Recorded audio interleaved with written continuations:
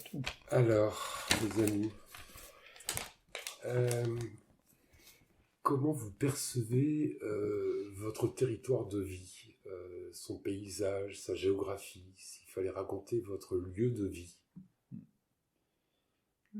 Moi, je dirais que c'est un lieu, et c'est pour ça, moi, je me sens bien ici, c'est que c'est un lieu naturel. Tu vois, je retrouve vraiment, je me sens bien ici parce que c'est la nature, quoi. Et c'est plus que juste autour de chez nous. Il me semble que c'est aussi dans notre territoire. Il y a quand même la nature a une importance Mm. primordiale. Voilà, moi je dirais ça. C'est le naturel, le côté naturel. Le côté naturel, oui, effectivement, c'est très vallonné, beaucoup d'arbres, enfin, du coup, dans notre environnement, à nous, où nous vivons. Et puis, en général, la vallée du Lot, le Lot-et-Garonne, c'est quand même très diversifié au niveau de l'environnement. C'est Le vraiment paysage, vallonné, le paysage c'est agréable. Il y a toujours un paysage un peu nouveau, disons, suivant les contrées où on va en Lot-et-Garonne. Et après, plus on va vers le Lot, encore différent. C'est vrai que c'est très varié. C'est vrai que là, nous, par Et exemple, par rapport à notre lieu d'habitation, à 100 mètres, on a les bois, avec, comme tu disais, Sandrine, Natura 2000, hein, juste toute une zone Natura 2000 au-dessus de chez nous, dans des zones préservées. Ensuite, on descend un peu dans la vallée, il y a les cultures, hein, il y a les pruniers. Qu'est-ce qu'il y a d'autre là, ici? Il y a, chez notre voisin, il y a il y a les élevages aussi. il y a les élevages Mm. aussi. Il y a le bovin. Et puis on arrive sur le Lot, quoi. Donc vraiment, on a cette diversité. Et c'est vrai que ça nous permet d'avoir des vues magnifiques. On a aussi le village de Pennes, qui malgré tout nous permet d'avoir quand même un lieu préservé, un lieu historique également. Et puis la nature, ça fonctionne aussi avec les habitants. Et nous, c'est vrai qu'on a un réseau important sur notre territoire, quoi. Mm. Et du coup, ce paysage, il a un caractère particulier? Là, vous avez parlé de diversité. Ouais. Oui. Après, un caractère particulier, moi, Enfin, c'est pas un visage structuré, si tu veux, tu vois. C'est pas, on voit, enfin, moi, ce que j'aime là, tu vois, dehors, bon, ça a été planté par des plusieurs générations. Ouais. Mais c'est pas calculé. C'est ce que j'aime, tu vois. C'est un paysage vraiment naturel oui. l'arbre est Mais arrivé ici parce que une graine est tombée là, etc. avec autrefois quand même des haies qui ont été plantées, Ouais. On a conservé. nous on décide de les conserver aussi, ces haies, malgré qu'il y ait parfois des ronces, etc. On entretient pour pas que ça que ça envahisse réellement le terrain, les prés, etc. Mais on garde le côté nature de façon aussi pour que la flore, la faune se développe. Ça, c'est important aussi. C'est important Et en pour nous, plus, on est à côté, donc oui, sur le chemin de Saint-Jacques, mais il y a aussi tout ce coteau au-dessus. Donc, pour moi, c'est très important. Et puis en plus, avec les abeilles. Il y a quelques années, justement, on a replanté. Alors là, oui, je dis, on a replanté tout un espace, mais d'une façon très naturelle, en choisissant des plantes mellifères qui sont résidentes dans notre environnement. Donc voilà, on a essayé de faire quelque chose qui s'intègre bien dans l'espace, dans notre environnement. Ouais. Du coup, si vous deviez noter votre qualité de vie ici entre 1, la mauvaise, et 10 maximum, est-ce qu'il y a une note que vous pouvez donner sur la qualité de vie? Tout compris, hein, il y a les paysages, il y a les gens, le travail. Moi, je te dirais 8, parce que franchement, on est très bien ici, quoi. Voilà. Donc, moi aussi, on dirais pourrait 8. toujours penser mieux, mais... Je dirais 8 parce que aussi, on n'est pas très loin, on n'est pas complètement isolé aussi. Malgré que l'isolement peut être sympa, mais parfois, on n'est pas trop isolé. On a un travail à l'extérieur, donc on n'est pas trop loin de notre travail. Il y a des commodités Il y a des facilités quand même avec des villes qui sont à proximité. Bon, voilà. C'est sûr, il n'y a pas la mer et il n'y a pas la montagne. Non, ça, la montagne. On n'a pas forcément besoin. Mais voilà. Mais c'est vrai qu'on est pas mal situé quand même ici. Et quand on pense à un événement, à un personnage marquant qui raconte ce lieu de vie, ou une histoire, est-ce qu'il y a quelque chose, oui, quand on veut parler, c'est de ce personnage ou de cet événement, s'il n'y aurait pas eu ça, on ne pourrait pas... Qu'est-ce qui fait la personnalité de ce territoire? Même une légende, même une expression. Moi, je dirais que c'est quand même beaucoup la famille de Sandrine qui marque ce territoire. Si tu as regardé comment s'appelle cette rue, c'est quoi? Oui. Tu as vu? Piche. Piche, c'est Sandrine. En fait, cette année, on a donné le nom de la rue à la famille qui viennent de la famille de Sandrine, les Picheroux, qui étaient surnommés les Piches. Et donc, ce lieu s'appelle l'impasse de Piche. Pourquoi? Parce qu'en fait, ça s'appelait tout simplement Sarrazy. Parce que autrefois les Sarrasins sont passés sur ce chemin, les routes n'existaient pas, c'était des sentiers, et puis ils passaient, et donc le chemin de Saint-Jacques passaient les Sarrasins. Il y avait trois fermes à l'époque, 3 fermes, celle-ci et puis 2 autres un peu plus bas, qui s'appelaient Sarrazy. Puis au fur et à mesure du temps, les POS ont été mis en place, les plans d'occupation des sols, avec des autorisations, l'agriculteur pouvait construire une fois dans son champ, etc. Et petit à petit, des constructions se sont faites. Mais le lieu dit Sarrazy est toujours resté. Donc de Sarrazy pour 3 fermes est passé Sarrazy pour 30 habitations. Du coup, au fur et à mesure, là maintenant, c'est les nouvelles formes d'adressage que l'État a mis en place. Et du coup, Sarrazy, on nous a oubliés. C'est-à-dire que notre... Sarrazy est devenu une rue. Sarrazy est devenue une rue, mais une rue beaucoup plus loin. Et du coup, on ne pouvait pas... On nous a pas demandé quoi. Voilà, on nous a rien demandé. Et quand je suis allée récupérer la plaque, ils ne l'avaient pas parce qu'ils ne savaient pas comment nous nommer à nous.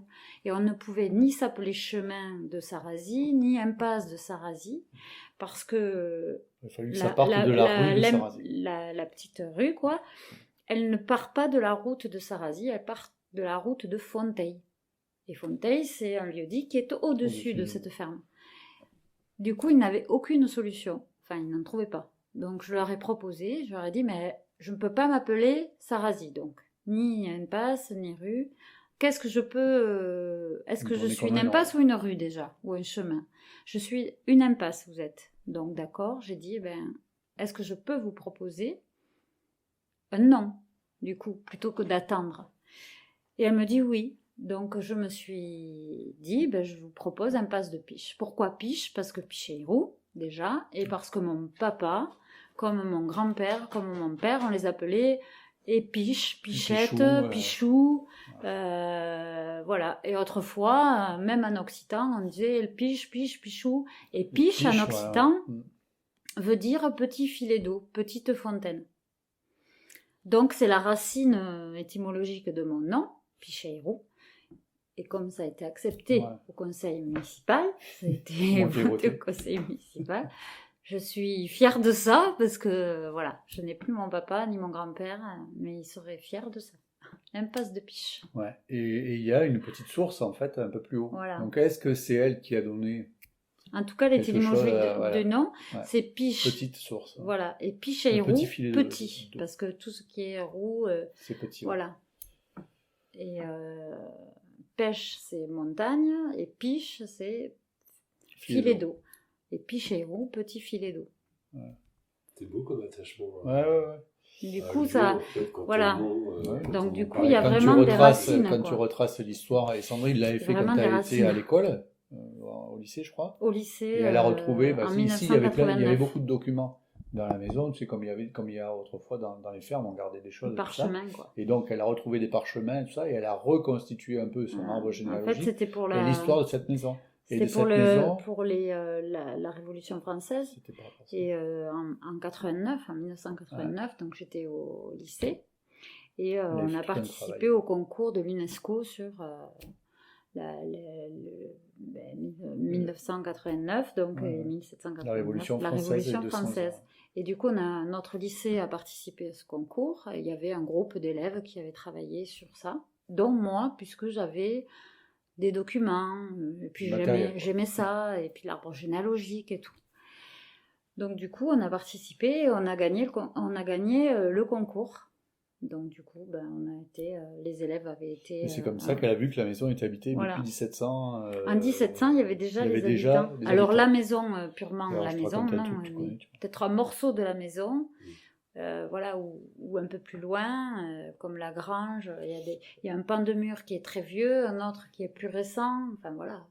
Et il y L'histoire, a, comme la maison il y a- forte. il y a hein, quelques c'est- années, un ami que tu connais, il s'appelle, qui joue de la guitare jazz, Manouche, Rémi. Ah oui, Rémi est venu et puis connaissait Sandrine et tout ça. Et en fait, il fait de la généalogie. Et il a retrouvé dans sa famille Mm.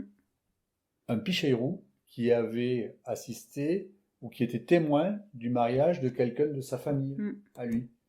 Et c'était certainement quelqu'un d'ici, tu vois. Les Picheirou, et qui était d'ici, qui était de Sarazie. de Sarazie, ouais. Et du coup, si on devait personnifier ce territoire, ce serait quoi ces traits de caractère? Pour parler de cette vallée, pour parler de... Ouais. C'est quoi ces traits de caractère? Ou est-ce que c'est plutôt un homme, plutôt une femme, plutôt jeune, plutôt Ah oui, vieux? tu parles Ah. comme ça. En termes de... Ouais, si c'était une personnalité. Si c'était une Alors, personnalité. moi, je pense qu'on ne peut pas oublier quand même que c'est du fait qu'il y ait le Lot qui traverse cet espace, ça donne quand même quelque chose de mouvant, de vivant, tu vois. Le Lot, ça donne cette impression de quelque chose qui vit, quoi, réellement, tu vois. Et si on enlève toutes les voitures, si on enlève tout ça, il y a encore quelque chose qui bouge, c'est le Lot. Donc moi, ça me fait vraiment penser à ça, quoi. Quelque chose qui s'écoule, comme voilà, et qui amène aussi des choses d'un peu plus loin, qui a permis aussi la navigation, hein, auparavant quand même. Ce lieu-là, c'est un lieu qui a permis de descendre vers Bordeaux. Hein. Je réfléchis à un homme ou une femme. Bon, après, ça, je ne pourrais pas dire, mais... Avec quelle dynamique, avec quelle énergie, avec... c'est il y ça. a de l'énergie hein, dans le Lot. Oui, Ça me fait penser vraiment à ça. C'est quelque chose de... Personnage là, mouvant, énergique. Après, tu peux penser aussi quelque chose de vallonné, quelque chose d'agréable, de partage aussi, peut-être. Ouais. C'est... Bon, ça, on parle de nous quand même beaucoup. Hein. Non, mais même Aussi, si... Et si ce territoire... Les histoires, il y a plein d'histoires aussi, ouais, dans ce territoire quand même. Donc, quelle histoire auquel tu penses en faisant ça, c'est structurant pour raconter notre lieu, c'est important. Moi, je pense beaucoup... Alors, moi, je ne suis pas d'ici. Hein, je ne suis pas du Haut-et-Garonne, je suis de Dordogne. Donc, c'est vrai que purement les histoires du Haut-et-Garonne, j'en entends, j'en ai connu, d'autres. Mais là, je pense qu'il faut... Après, moi, ce que je vois, c'est aussi toute l'architecture qu'on nous laisse quand même. Hein. Toute l'architecture qui est encore visible autour de nous, l'architecture du XIIIe siècle, etc. Et c'est des histoires de guerre, malgré tout aussi. Penne, c'est quand même un territoire qui a été en guerre régulièrement. Donc il y a toutes ces histoires-là qui restent, qui sont là. Les murs d'enceinte, des espaces comme ça qui ont malgré tout vu mourir des centaines de personnes. Hein. Et tous les petits monts, tu vois, voilà, qui étaient des lieux de guet, quoi, hein, pour voir venir l'ennemi. Il reste beaucoup d'histoires comme ça. Après, la personne vers qui tu peux aller quand même pour te raconter ces histoires de notre région, c'est Maria Garouste. Voilà. Maria, c'est quand même la raconteuse c'est notre raconteuse de pays. C'est notre raconteuse de pays. C'est quelqu'un qui fait vivre aussi de ça. ce territoire-là. Ouais. Nous, c'est vraiment elle qui est notre source. Avec certaines églises dans certains endroits. La Sainte-Quitterie, par exemple, je ne sais pas si tu as eu l'occasion d'aller visiter Sainte-Quitterie. Non. Maria est à l'origine quand même, avec d'autres de ses amis, de la réfection de ce lieu qui est un lieu de patrimoine qui est magnifique. Quoi. Donc, quand tu vas le visiter, elle te dit, ici, on peut voir les premières bandes dessinées qui existent dans le monde. Et effectivement, c'est vrai. Et si donc peut-être en quittant la dimension plus patrimoniale, politique, ouais. Si ce territoire était un paradoxe, quand on réfléchit en termes de paradoxe, est-ce que ce territoire, il y a un paradoxe qui vous saute aux yeux?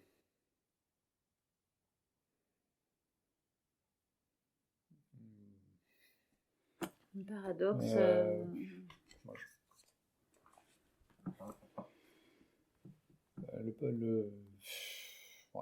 Je te dirais que le paradoxe, moi, c'est peut-être que on est entre deux grandes villes françaises, hein, entre Toulouse et Bordeaux, et que malgré tout, on a quand même notre identité. On a quand même une identité particulière qui n'est ni celle de Bordeaux, ni celle de Toulouse, quoi, ni celle des Toulousains. Alors que on est aujourd'hui les jeunes familles, etc., vont de plus en plus malgré tout vers ces deux lieux pour pouvoir travailler et pour pouvoir étudier, voilà. Mais quand ces gens-là reviennent ici, ils ne ramènent pas leur vie toulousaine ou leur vie bordelaise, tu vois.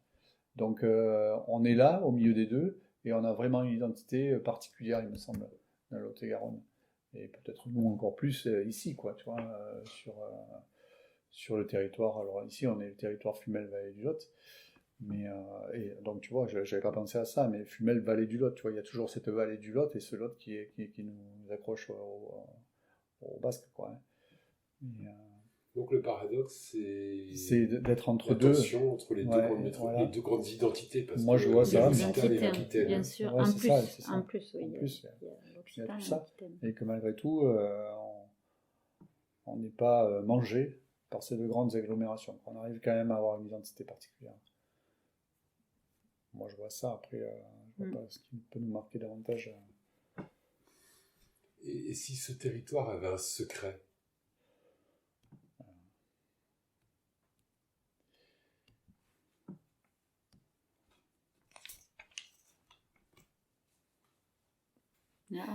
Ça a un secret. Je sais pas si. Moi, je suis pas du territoire, hein, vraiment. Je suis pas né ici, comme j'ai déjà dit. Mais il y a un lieu qui pourrait faire penser à des histoires anciennes et à un secret. C'est toutes ces grottes qui sont en haut de Penne, quoi. Oui. C'est quand même quelque chose. Alors, on n'a pas pu revoir cette personne-là. On l'a rencontrée complètement par hasard il y a quelques années. Mais un géologue qui était de passage à Penne nous a quand même dit qu'on avait là quelque chose d'exceptionnel. Parce qu'on a des grottes qui sont en hauteur, très hautes par rapport au niveau du Lot, justement. Et pour lui, c'était quelque chose de très particulier qu'il n'avait jamais vu ailleurs. Bon, là, moi, je sais pas, je ne saurais pas en dire plus, mais ce lieu est un lieu un peu mystérieux quand même. Derrière le sanctuaire, il y a ce sanctuaire qui est, bon, voilà, une trace quand même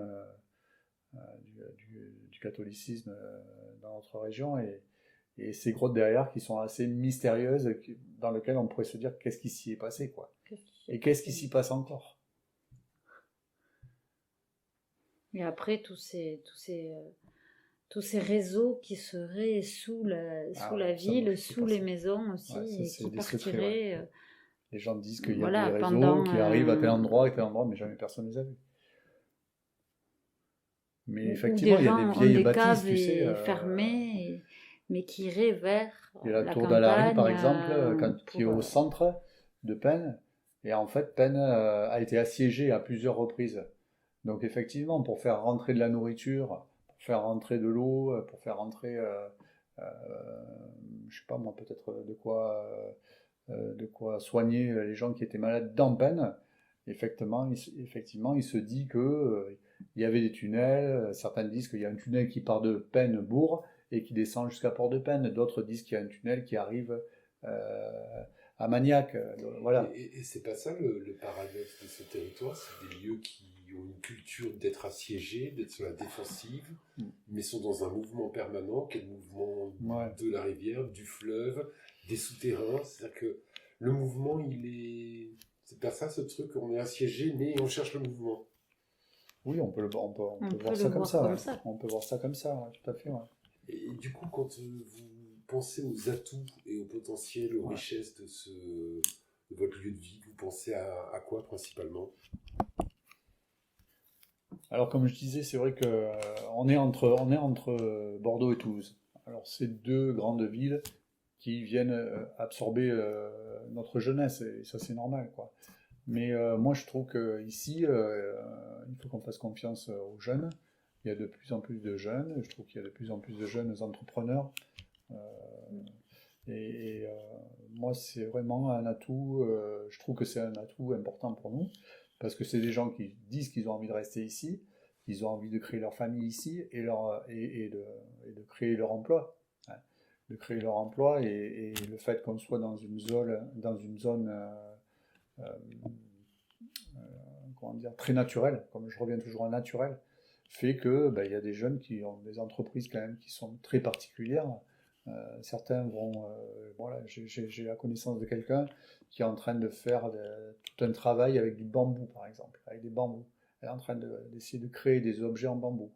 Euh, peut-être de former bientôt des gens qui vont pouvoir faire des formations pour que des gens puissent créer eux-mêmes des objets en bambou.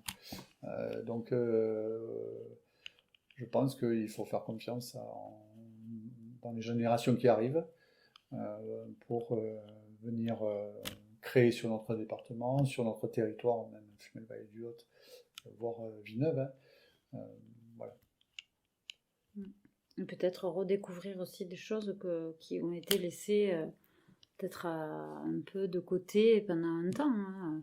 Ne serait-ce que quand on parle d'herbes aromatiques, d'herbes médicinales, tout ça, pendant un temps, peut-être qu'on n'en a pas trop exploré tout ça. Et puis là, il y a de nouveau des gens qui s'installent, qui regardent un peu tout ce qui existe déjà sur la base du territoire pour pouvoir exploiter ou faire des choses. Le potentiel est là, tout dans ce que j'entends, de ce que vous dites tous les deux, c'est des gens qui viennent pour faire des choses nouvelles, mais qui sont inscrites dans l'histoire ou c'est pas forcément naturel de ce territoire. C'est pas forcément des gens qui viennent, c'est des gens qui sont d'ici. Hein. Ouais. Quand même, dans les familles, souvent c'est des les gens familles, locaux, les familles ont grandi locaux. ici, enfin les familles se sont développées ici auparavant. Il y a déjà des gens. Mais on a eu une période où effectivement Ouais. les gens sont partis travailler ailleurs, et je trouve qu'il y a de plus en plus de jeunes familles qui viennent s'installer ou qui restent ici, hein, qui restent et qui essayent de créer un emploi ici. Bon, comme on le sait tous, c'est vrai qu'aujourd'hui, la ville est moins intéressante. On est dans des générations, je pense, où les gens reviennent vers la nature, quoi. Justement, qu'est-ce que vous avez fait ici dans votre vie que vous pensez que vous n'auriez pas fait ailleurs? Qu'est-ce que ce territoire vous a offert comme possibilité que vous croyez ne pas pouvoir faire ailleurs? Ben nous, comme tu le sais, on est très associatifs. Donc, oui. je pense qu'on fait beaucoup de choses pour les assos ici. Moi, je pense que j'aurais pas pu le faire ailleurs.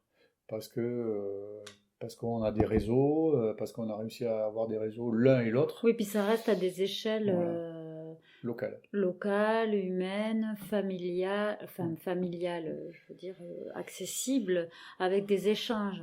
Est-ce que si on serait dans une autre ville, dans un territoire beaucoup plus vaste, avec plus de population peut-être, est-ce qu'on aurait cet échange-là? Est-ce que on serait à l'aise aussi d'organiser les choses si on les organise?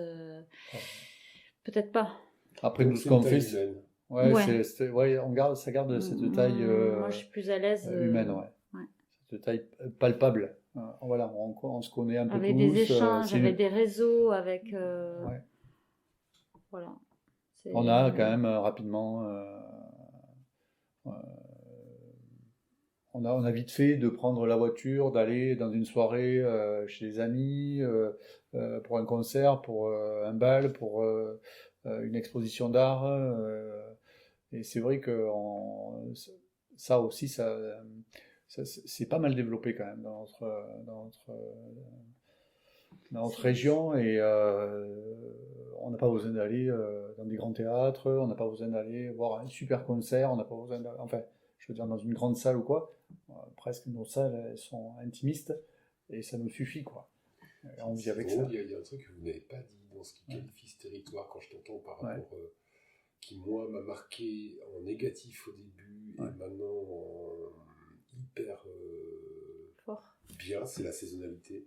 Ah oui. Ah oui. C'est un territoire qui a des saisons. Ah oui, oui. Ah oui. Et du coup, la vie sociale Même, n'est pas la Ah oui, même. non, même l'hiver et l'été, socialement, ouais. culturellement, L'hiver, il y a des saisons. différent. Et les Mais moi, je faiblesses de pense ce territoire, les faiblesses, les manques.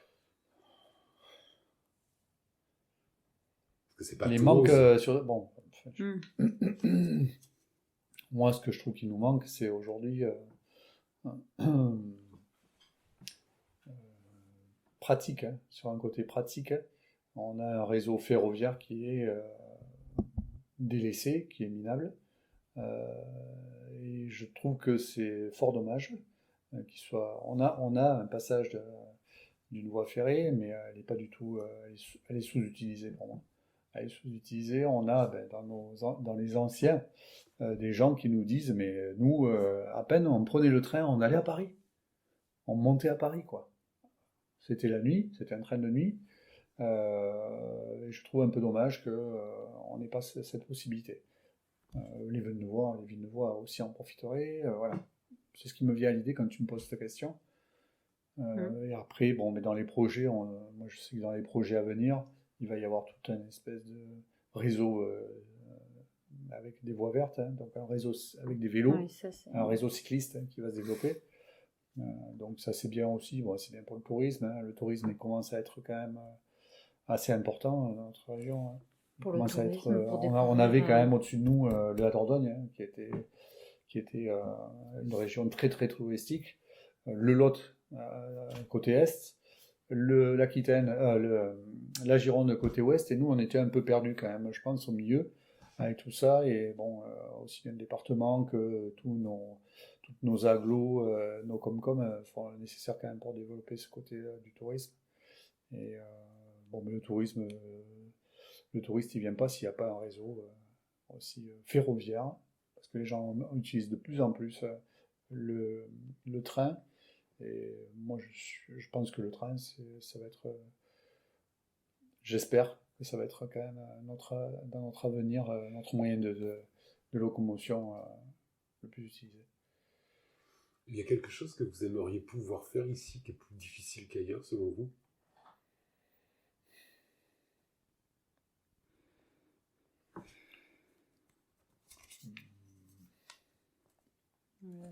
Bon, tu vois, c'est une question.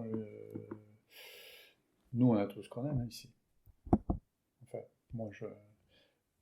pour moi, j'ai tout ce que j'aime, quoi. J'ai les amis, j'ai le partage, j'ai de nouvelles connaissances. Chaque année, on rencontre de nouvelles personnes, on fait des fêtes. On n'a pas de. On nous rend pas difficile le fait de pouvoir faire des nouvelles animations. Au contraire, même on vient nous aider hein, la plupart du temps quand même. Moi, je sais pas, qu'est-ce qu'on aimerait de plus? Disons que grâce au réseau qu'on a aussi, parce que si on n'avait pas ce réseau un petit peu et d'essayer de chercher d'autres personnes, ne serait-ce que des personnes ressources un petit peu pour organiser des événements, c'est pas. Quelquefois on a besoin de matériel, quelquefois on a besoin de conseils, quelquefois pour organiser des spectacles.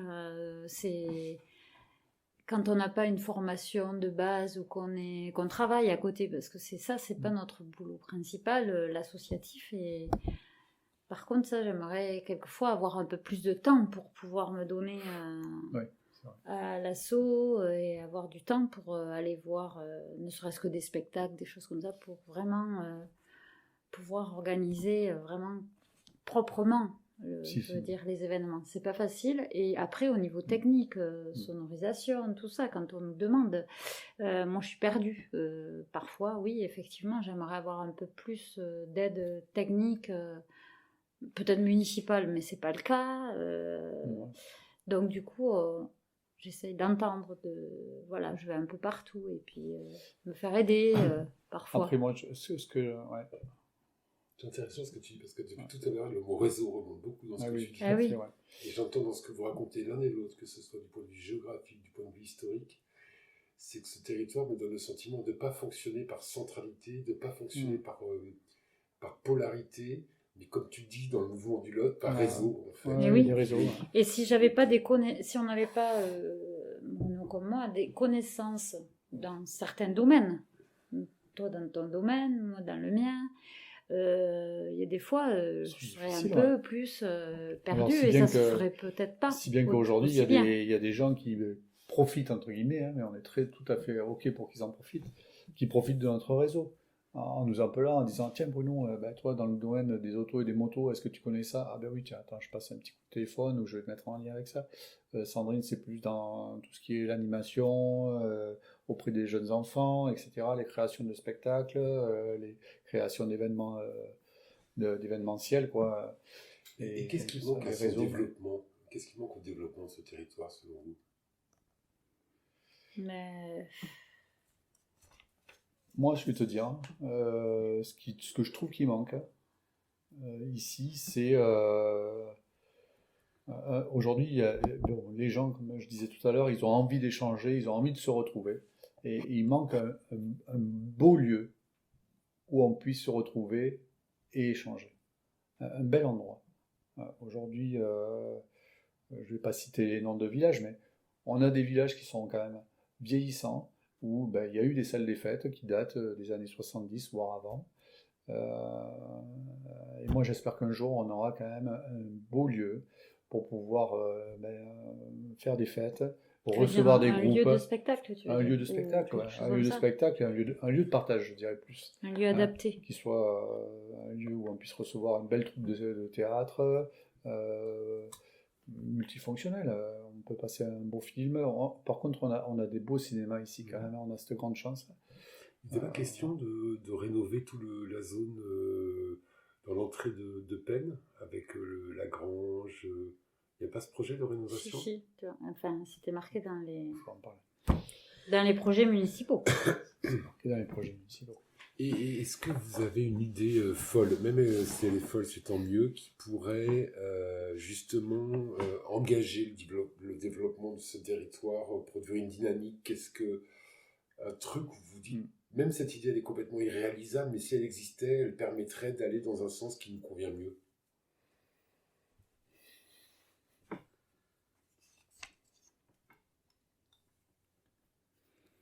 Moi, j'ai une idée. C'est vrai qu'on le dit tous, on produit, puisqu'on produit des petites choses. On produit du miel, on produit des prunes, des prunons, on produit des choses comme ça. Et à côté, on a des amis qui font des herbes, on a des amis qui font, je sais pas moi, qui sont métalliers d'art. Et moi, je dis qu'il devrait y avoir un lieu où on puisse proposer nos produits locaux. Voilà. Un lieu où presque il serait interdit d'avoir des produits qui sont à plus de 20 km, 30 km. Voilà. Un lieu qui mette en avant ces produits-là, parce qu'il y a de belles choses, quoi. Il y a de très belles choses qui sont faites ici, dans notre secteur. Pourquoi pas? Et pourquoi pas, comme je te disais tout à l'heure, un lieu d'échange? Pourquoi pas un espace d'échange, un espace de fête, un espace où on peut manger, voilà. Vraiment un lieu comme ça où on peut se retrouver aussi, on peut retrouver tous les produits qui se font ici, quoi. Et ça peut être un lieu aussi pour créer, ça peut être un lieu pour échanger, faire du troc, comme tu disais tout à l'heure. Ça c'est chouette. J'ai entendu quelque chose dans ce style-là il y a 2 ou 3 ans. Et c'est un peu ce qui se passe aussi chez vous, hein, à la Maison Forte. Je trouve qu'il y a eu quand même beaucoup d'échanges dans ce lieu-là. Mais c'est dans un petit village qui est pas loin d'ici, où en fait ils ont fait une halle. Ils ont refait une halle. Les gens se retrouvent le dimanche sous cette halle pour faire le pain, parce qu'il y a un four. Il y a un four qui a été construit, parce que c'était une demande de la majorité des habitants du village. Ils ont fait un four. Le maire ou je ne sais plus qui envoie un message à tout le monde. Le four est allumé dimanche prochain. Les gens se retrouvent là. Celui qui fait de la cerise, il amène ses cerises. Celui qui fait du pain, il amène son pain. Celui qui fait de la viande, il amène sa viande. Et en fait, de là se crée un repas. Et ça, je trouve que c'est hyper important. Je trouve que c'est important parce que on le dit toujours, au fur et à mesure, on perd nos anciens. nos anciens partent, et avec eux, ils amènent plein d'histoires, ils amènent plein de choses. Euh, et puis ça intègre aussi nos petits qui arrivent derrière. C'est un lieu où il pourrait y avoir un mélange générationnel. Intergénérationnel, culturel et aussi sportif aussi. Parce que dans tout ce monde, il y a des gens qui aiment marcher, qui aiment la randonnée, voilà, et le partage aussi de tout ça aussi. De découvrir le territoire, les espaces. Ici sur Penne, c'est vrai quand tu fais des randonnées, il y a des très très belles randonnées à faire. Dans nos territoires, ne serait-ce pour découvrir un peu la topographie du territoire. On a le CRPIE qui est juste à côté. Et donc on peut très bien développer aussi de la randonnée. Et justement, si on en a déjà parlé tout à l'heure, mais après réflexion, si vous deviez qualifier un problème majeur sur ce territoire, est-ce qu'il y a de nouvelles choses qui vous viennent en tête, un problème qui nuit à son développement ou à sa qualité de vie, si tant est qu'on a besoin de développement d'ailleurs?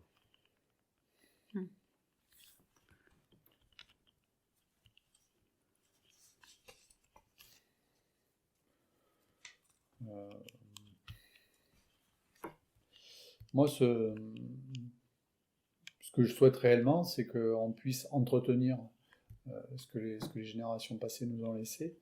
Et je pense qu'on doit faire un effort dans ce sens-là. Aujourd'hui, on est tous tenus par des budgets, etc., municipaux ou autres. Et je pense qu'on doit mettre l'accent là-dessus quand même. L'accent sur...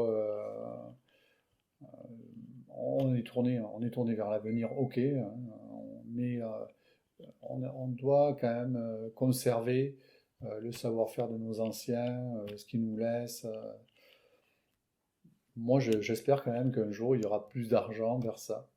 Je sais qu'il n'y a pas que ça, hein, que c'est un peu utopique, hein, et après, qu'on puisse permettre aussi à nos jeunes de rester sur le territoire aussi, qu'on puisse permettre, alors pas de l'économie à tout va, hein, à faire n'importe quoi, j'y suis opposé, mais je pense qu'avec plein de petites choses qu'on connaît, qu'on a sur le territoire, on peut créer et toujours créer et créer des emplois. On peut créer des emplois, je suis sûr. J'en suis sûr. Oui. Oui, je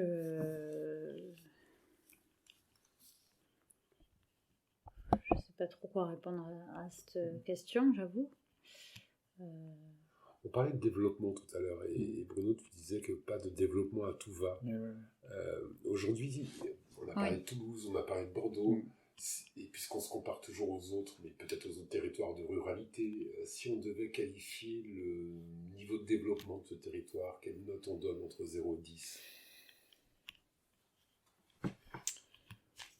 C'est difficile ce que tu demandes parce que donner une note, on aimerait toujours plus de développement, on aimerait toujours que ce soit plus qualifié, des choses comme ça. Moi, je compare toujours à quelque chose que je connais un peu, qui est la Dordogne, et où je vois qu'il y a de beaux projets qui ont abouti. Donc si, je dirais, en développement, je pense on a beaucoup à faire encore, et je donnerais une note de 6, par exemple, tu vois. Et à quoi tu attribues il y a encore beaucoup? Pourquoi Si je compare, en Dordogne, ils ont fait beaucoup de choses. Et comme je disais tout à l'heure, ils ont fait beaucoup de conservation des espaces ruraux. Ils ont fait beaucoup de conservation du patrimoine. Et aujourd'hui, qu'est-ce que les gens viennent chercher en Dordogne? La nature.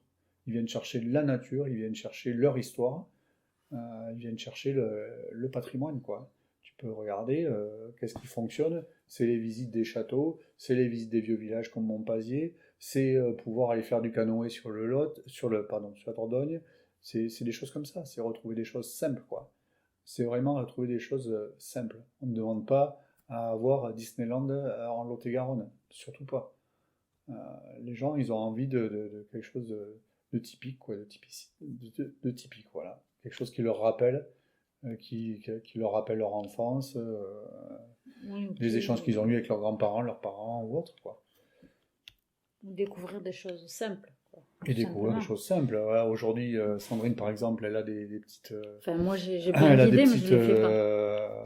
elle a des petites idées sur des confitures, sur des choses comme Non, ça, mais même dans dont la elle création a... de projets, Oui, bah, j'aurais des idées, mais bon, je ne les ai pas réalisées pour l'instant. ouais. Mais Le temps. le temps, voilà. l'énergie, quel financement, est-ce qu'on peut y arriver, est-ce qu'on ne peut pas y arriver, est-ce qu'il y aura le public, tous ces conseils-là, j'ai aussi, ça fait partie des questions que tu as pu poser.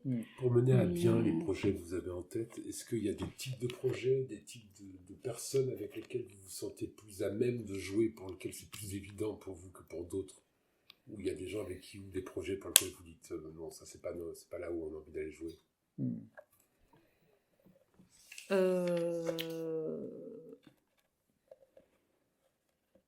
Enfin, dans les idées de projet, ça serait, oui, il y a un certain public, je pense, effectivement. Pas tous les publics, peut-être, mais...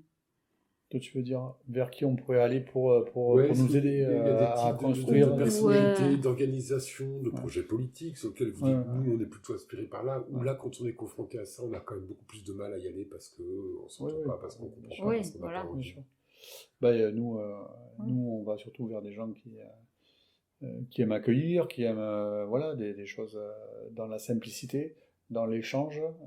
Nous, on aime comprendre ce qu'on fait. On aime comprendre aussi pourquoi on le fait. On a plein d'idées, l'un ou l'autre, mais on ne veut surtout pas que ça impacte non plus l'environnement, déjà, dans un premier temps.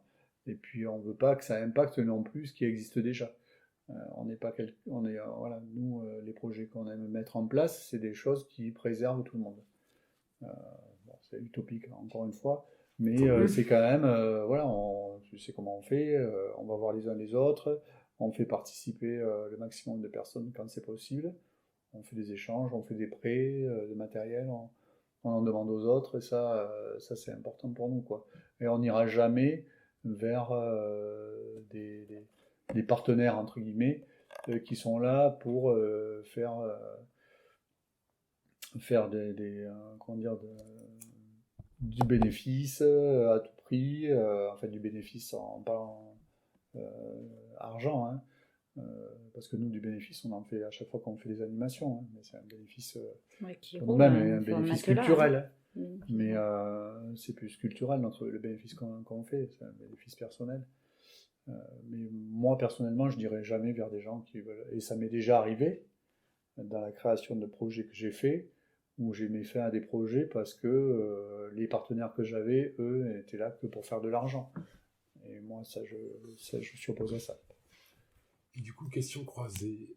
Bruno, quel principal talent Sandrine a apporté à ce territoire, d'après toi? Et Sandrine, quel principal, ou au développement de projets sur ce territoire? Et quel premier talent tu vois chez Bruno pour participer à une dynamique commune? Ben, tous les deux, on a des passions ou des attirances plus sur certains domaines que d'autres. Et c'est vrai que à tous les deux, on arrive, enfin, il peut m'apporter beaucoup avec ses passions et ses envies. Et après, Bruno, il a aussi des idées bien arrêtées sur ce qu'il veut et sur ce qu'il veut pas. Donc parfois c'est pas toujours facile, mais sinon il est, voilà, enfin, par rapport à tout ce que, puis même tu m'apportes énormément pour moi, dans mes réflexions sur des projets et tout ça, et même pour la ferme, on est assez complémentaires dans le sens que voilà, il a une analyse aussi du territoire qui est différente peut-être que la mienne, ou par rapport à la politique, par rapport à des éléments extérieurs. Donc on est complémentaires, je pense. Après, Sandrine, oui, je suis d'accord. C'est pas ouf sur la gueule, hein, il y a le micro. Non, je suis tout à fait d'accord. Après, Sandrine, ce qu'elle a de chouette, c'est qu'elle est authentique. Elle connaît très bien le territoire, elle connaît son histoire, et ça, c'est quelque chose qu'elle apporte, moi qu'elle m'apporte, puisque je connaissais pas ce territoire auparavant. Et puis voilà, c'est une fille d'ici, hein, tout simplement. Donc elle est connue, reconnue. Pour les projets qu'on met en place, il n'y a pas photo, quoi. S'il n'y a pas Sandrine, ça se fait pas, quoi. C'est comme ça, quoi. Parce que les gens viennent vers Sandrine, les enfants viennent vers Sandrine, les familles viennent vers Sandrine parce qu'ils savent qu'elle a cette capacité de créer et de créer de beaux événements, quoi. Oui, et puis après, il y a aussi, quand on est, si on parle associatif, vraiment, toi comme moi, on fédère aussi, il faut fédérer. Une association, c'est pas, voilà, même s'il n'y a pas beaucoup d'adhérents, peu importe, il y a des bénévoles, il faut fédérer les gens, il faut leur apporter toujours quelque chose de positif, il faut aussi les protéger, il faut les chouchouter. Pas les mettre en danger. Voilà. Et si on veut apporter des idées, il faut savoir comment on les apporte pour pas frustrer les gens. Et puis nous, on est vraiment, une fois, on est vraiment dans le partage, quoi. Donc, on a une idée, quelqu'un arrive à une idée différente, mais on va faire différemment, il n'y a pas de problème. Notre idée va pouvoir être mouvante. On va pouvoir changer, tous les deux, on parle de ce qu'on a envie et après, Bruno va me conseiller ou va me dire. Bon, après, je ne l'écoute pas forcément. Non. Mais voilà. Et pareil pour lui de son côté. Mais nous, on aime bien travailler en équipe. Ouais. On aime bien travailler avec nos partenaires au sein des assos. Et puis, je pense qu'on écoute les gens quand même. Il me semble qu'on écoute les gens, et puis si parfois on les écoute pas parce qu'on est pris dans autre chose, ils nous tirent l'oreille et on rectifie tout ça, quoi. Et je pense que c'est essentiel si on veut continuer à créer sur notre territoire, et en particulier du culturel, il faut travailler en équipe, quoi. Il faut travailler avec les gens. Il y a quelqu'un qui le disait, hein, tout seul on n'est rien, quoi. Mais, Et sur ce portrait de territoire, en conclusion, quelque chose qui vous serait venu pendant la conversation, que vous n'auriez pas dit, qui vous semble important?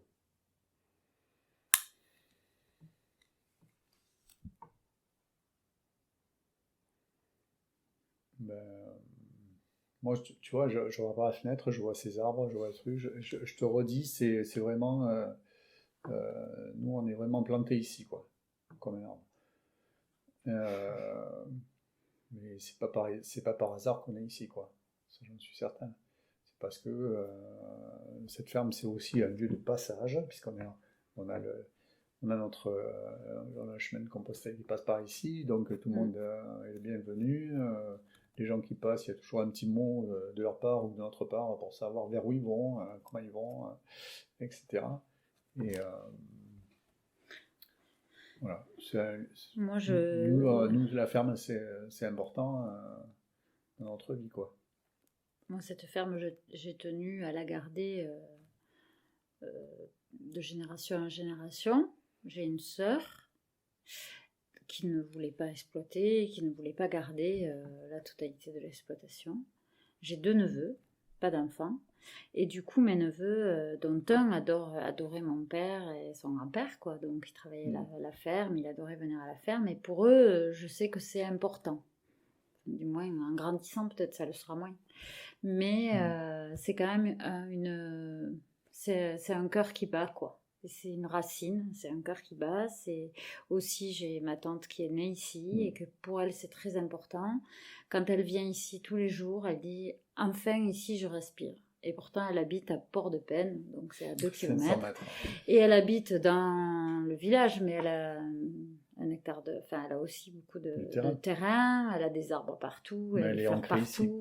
Elle est ancrée ici, et pour elle, mais t'inquiète pas, tu vas y arriver, il faut continuer, t'inquiète pas, c'est le mot de nos anciens. Et en fait, voilà, et quand elle dit ici je respire, quelque part, il y a des fois... le travail, les choses nous étouffent. Mais effectivement, ici, on respire. Un autre lieu de vie, en tout cas. Voilà.